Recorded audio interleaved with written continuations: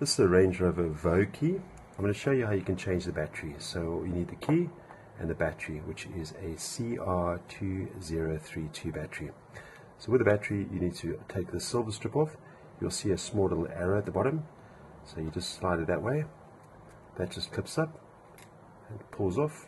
And then you'll see the blade itself. So pull the blade out. You can pull the blade down, and then you can put it inside the little hole. You see a little hole there. And just basically give it a turn. What it does, it clips the back and the front off. Now the back's come off. Put the back down, and then you can just slide the battery, grab your nail or something sharp, and just pull the battery out. Put the battery one side. What I always do is just push it down just to make sure that when you put the new battery in, it's nice and tight. Then you pop the new battery out. It just simply slides right in there.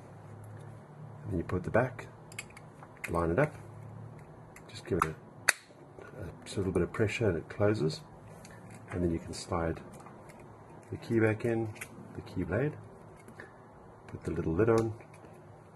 You'll see it's got a little L shape there, so make sure the L shape is facing downwards, and then push it right there and just give it a bit of a squeeze and it slides down.